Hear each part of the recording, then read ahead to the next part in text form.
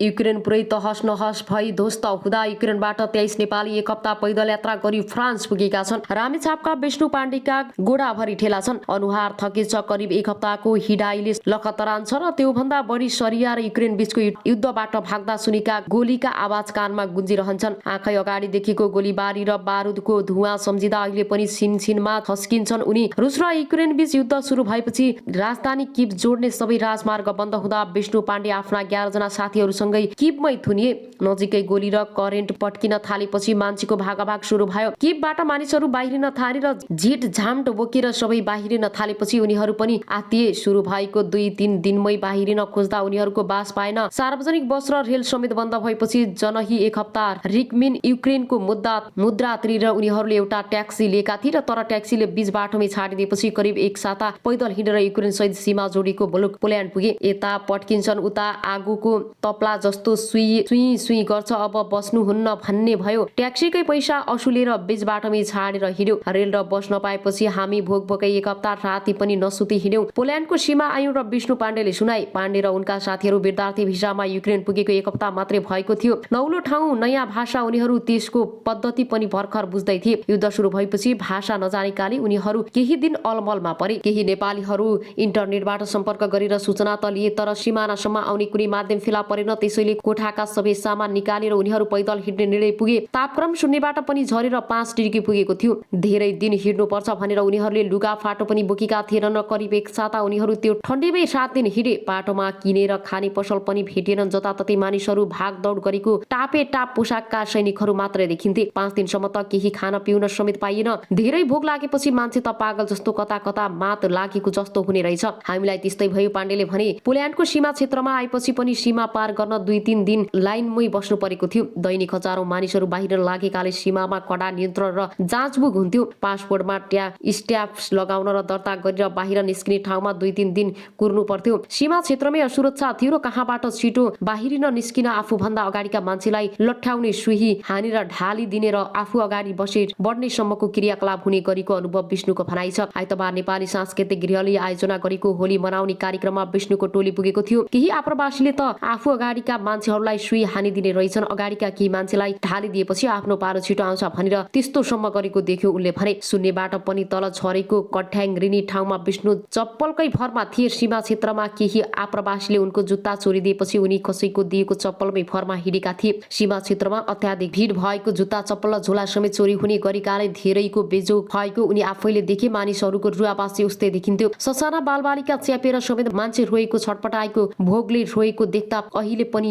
दिक्तार लाग्छ। मान्छेले कति दुःख पर्दो रहेछ भन्ने कुरा थाहा भयो। जुन सुनेको दुःख पीडा देखियो उनले भने। पोल्यान्डको सीमा क्षेत्रमा आएपछि उनीहरूको टोलीलाई पोल्यान्ड सरकारले 45 दिनको स्ट्याम्प लगाइदिएको छ। पोल्यान्डको सीमा क्षेत्रमा 2 रात उद्धार केन्द्रमा बसेर उनीहरू जर्मन स्थित नेपाली दूतावासको सम्पर्कमा पुगेका थिए। त्यसपछि नेपालीबाट जानकारी लिएर पेरिस फर्केका हुन्। नेपाल फर्कियौं आएको 1 महिना भित्रै भएको छ। उता पढ्न आएको लाखौं ऋण बाँकी छ। यता पढाइ नहुने भयो, उता ऋणको भारी छ। नेपाल भर्खरै फर्किने, यो ऋण तिर्न सक्ने अवस्था छैन। उनले विद्यार्थीको बाध्यता सुनाए। यो समाचार कान्तिपुरमा छ। अब आउनुहोस् अर्को समाचारतर्फ लागौं। सहयोग र सम्बन्ध राख्ने नेपालीहरू, नागरिक समाज, सञ्चार जगत र बुद्धिजीवी, उद्योग व्यापारी, व्यवसायी पनि सरकारको तर्फबाट धन्यवाद ज्ञापन गरिएको लेख बताए। सबै मुलुकहरूसँग मैत्रीपूर्ण सम्बन्ध कायम गर्ने नेपालको परराष्ट्रिय नीतिको मर्म अनुरूप छिमेकी राष्ट्रहरू लगायत अन्य कुनै पनि राष्ट्रका विरुद्ध नेपाली भूमि प्रयोग हुन नदिन नेपाल सरकारले प्रतिबद्धता व्यक्त गरेको उनले बताएका छन्। त्यस्तै देशको आर्थिक विकासमा सहयोग पुगाउनेमा मित्र राष्ट्र, दात्री निकाय, क्षेत्रीय एवं अन्तर्राष्ट्रिय संघ संस्थाहरूप्रति पनि सरकारले आभार व्यक्त गरेको छ। बैठकले विभिन्न प्रसारण लाइन आयोजनाको लागि जग्गा प्राप्त गर्ने र प्रारम्भिक कारबाही चलाउने अधिकारी तोक्ने निर्णय गरेको छ। विशेष अदालतको अध्यक्षमा उच्च अदालत पाटनका न्यायाधीश श्रीकान्त पौडेल र सदस्यहरूमा न्यायाधीशहरू रमेश कुमार पोखरेल र यमुना भट्टराई, शालिग्राम कोइराला र बलभद्र वास्तुला र खुशी प्रसाद थारूलाई तोक्ने निर्णय गरिएको छ। त्यसैगरी राजस्व न्यायाधिकरण काठमाडौँको कानून सदस्य एवं अध्यक्षमा उच्च अदालत पाटनका न्यायाधीश टेक प्रसाद ढुङ्गानालाई तोक्ने निर्णय भएको छ। खानेपानी महसुल निर्धारण आयोगको अध्यक्ष एवं सदस्य सिफारिस समितिको सदस्यमा भूपेन्द्र प्रसाद आर्यलाई नियुक्त गरिएको प्रवक्ता कार्कीले जानकारी दिनुभयो। सरकारले भूतपूर्व ब्रिटिश गोर्खा सैनिकहरूलाई सम्बोधन हुन बाँकी रहेका मागहरूका बारेमा संयुक्त अधिराज्य सरकारसँग वार्ता गर्न संयुक्त अधिराज्यका लागि नेपाली राजदूतको नेतृत्वमा नेपाली प्रतिनिधिमण्डल गर्ने निर्णय गरेको छ। अब आउनुस् अर्को समाचारतर्फ लागौं। अमेरिकाबाट जहाज चढेर नेपाल आइपुगी 7वटा साडी। अमेरिकाको सिकुबाट प्लेन चढाएर ल्याएको 7वटा साडी 3 दिनको हवाई यात्रापछि शुक्रबार काठमाडौँ आइपुगेका छन्। गाईको नस्ल सुधार तथा दूध विकासका लागि कृषि तथा पशुपक्षी विकास मन्त्रालयले खरिद गरेको 7वटा साडी नेपाल आइपुगेका हुन्। 23 फेब्रुअरी अर्थात् 11 फागुनमा अमेरिकाको सिकागोबाट हिँडाइएको उक्त साडीहरू कतारको राजधानी दोहा, भारतको राजधानी नयाँ दिल्ली विमानस्थल हुँदै 3 दिनको जहाज यात्रामा काठमाडौँ अन्तर्राष्ट्रिय विमानस्थल आइपुगेको मन्त्रालयले अन्तर्गतको नेपाल लाइभ स्टोर सेक्टर र नोभेम्बर आयोजनाले जनाएको छ।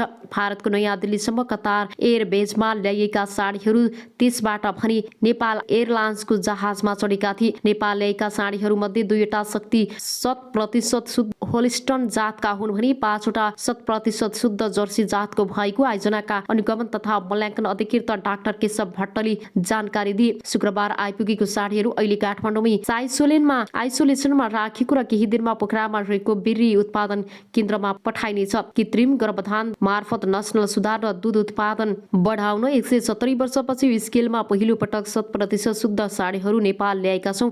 यस राष्ट्रिय पशु प्रजनन कार्यालय पोखरामा लगेर नस्ल सुधारमा प्रयोग गरिनेछ। भट्टले अनलाइन खबरसँग भने जङ्ग बहादुरले 1907 मा ल्याएपछि पहिलो पटक अमेरिकाबाट साडी ल्याई आयोजनाको दाबी छ। नेपाल ल्याएका मध्ये 2वटा साडी शुद्ध होस्टेल र 5वटा जर्सीका साडी हुन् र 10 देखि 12 महिना उमेरका यी साडीहरूको कुल 2300 किलो छ। साडीहरू नेपाल ल्याउन मेडग्रम नामक सप्लायर्सले ठेक्का पाएको थियो र सिकागोदेखि पोखरासम्म पुर्याउन कुल 1,30,00,000 सप्लायर्सले ठेक्का पाएको आयोजनाले जनाएको छ।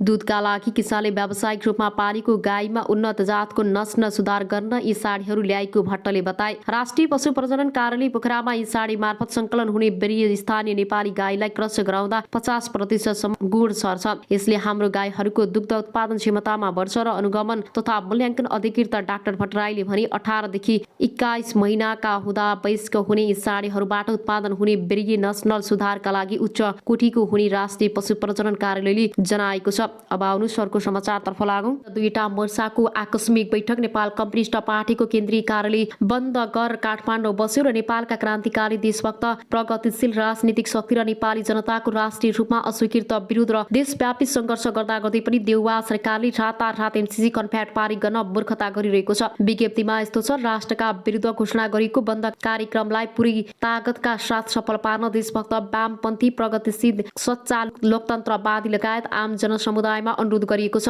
यसका विरुद्ध राष्ट्रिय रूपमा प्रतिवाद सङ्घर्ष सञ्चालन गर्नु देशभक्त नेपाली जनताको कर्तव्य हुन पुगेकाले विषयको यही संवेदनशीलतालाई दृष्टिगत गरी हामी 6 कम्युनिस्ट पार्टी र 2 मोर्चाले तत्कालीन जनसङ्घर्षको कार्यक्रम घोषणा गरेका छौं। यसलाई पुरै लगातार तागतका साथ सफल पार्न देशभक्त वामपन्थी प्रगतिशील र सच्चा लोकतन्त्रवादीहरू लगायत आम जनसमुदायमा विनम्र अनुरोध गर्दछौं। साथै आज एमसीसीको विरोधमा आन्दोलनमा घाइते सम्पूर्ण देशभक्त योगदानहरूको स्वास्थ्य लाभको कामना गर्दछौं। विज्ञप्तिमा भनिएको छ, नेपाल बन्दको घोषणासहित संयुक्त प्रेस विज्ञप्ति जारी गर्नेहरूमा नेकपा महासचिव विप्लव, नेकपा नौ क्रान्तिकारी माओवादीका महासचिव मोहन वैद, किरण नेकपा मसालका महामन्त्री मोहन विक्रम सिंह, नेपाल कम्युनिस्ट पार्टीका अध्यक्ष ऋषि कटेल, नेपाल कम्युनिस्ट पार्टी माओवादी समाजवादीका अध्यक्ष कर्णजित बुढाथोकी, देशभक्त जनगणतान्त्रिक मोर्चाका अध्यक्ष शिव गजुरेल र राष्ट्रिय जनमोर्चाका अध्यक्ष चित्र बहादुर केसी र वैज्ञानिक समाजवादी कम्युनिस्ट पार्टी नेपालका संयोजकका आहुति छन्। अब आउनुस् अर्को समाचारतर्फ लागौं। बनेपामा शंकास्पद वस्तु घटनास्थल पुग्यो। सेनाको टोली। काभ्रेको बनेपा एउटा शंकास्पद वस्तु भेटिएको छ र बनेपाको पुल बजारमा शंकास्पद वस्तु फेला परेको जिल्ला प्रहरी कार्यालय काभ्रेले जानकारी दिएको छ। अहिले पुल बजारको खडक खण्ड बन्द गरेको छ। नो एमसीसी लेखिएको शंकास्पद वस्तु भएको क्षेत्रमा प्रहरीले सुरक्षा दिएको छ। शंकास्पद वस्तु निष्क्रिय पार्न नेपाली सेनाको टोली घटनास्थल पुगिसकेको छ। काभ्रेको बनेपामा एउटा अहिले पुल बजारको सडकखण्ड शंकास्पद वस्तु निष्क्रिय पार्न नेपाली सेनाको टोली घटनास्थल पुगिसकेको छ। अब आउनुस् अर्को समाचारतर्फ लागौं। उसले नमानेपछि हामीले यो गेम खेल्न बाध्य भएर पललाई डुबाउने षड्यन्त्र बनाएका थियौं। नाबालिकालाई घरबेटी लगाएर मार्न भन्यो भनिएको अडियो झुट हो, किनकि यो घरबेटी भगवान हुन्। अडियोमा आएको 1 करोडको बार्गेनिङ अडियोमा भएका साथीले गरेको हो। हामीले पललाई जुन ठाउँबाट आएको हो त्यही पठाउन पर्छ भनी हामीले भनेका हौं। यो त सानो कुरा हो, ठुलो त अझै के भनेका थियौं। हामी पनि सबै मिलेर पलको ठुलो प्रोजेक्ट विफल पार्नुमा हाम्रो ठुलो हात छ। हामीले पललाई मार्नसम्म योजना बनाएका थियौं पूरा जानकारीको लागि यो भिडियोलाई सक्दो शेयर गरिदिनुहोला। यसैगरी गायिका नाबालिकाले प्रहरीमा दिएको जाहेरीमा उल्लेखित विवरण अनुसार अन्तिम पटक घटना भएको स्थान तनहुँ भएकाले उनी त्यही पुगेकी हुन्। यो जाहेरी नाबालिकाले गत माघ जिल्ला प्रहरी कार्यालय कास्कीमा दर्ता गर्न खोजेकी थिइन्, तर त्यसबेला प्रहरी घटनास्थल तनहुँ भएकाले त्यही जान भनेको थियो। त्यही बेलाको जाहेरीमा सामान्य संशोधन गरेर आज नाबालिकाले बुझाएकी हुन्। उक्त जाहेरीमा यस्तो छ, उल्लेख भएको विवरण हेर्नुहोस्। म जाहेरीवाला परिवर्तन जिल्ला 39 अन्तर्गत सानो कृषि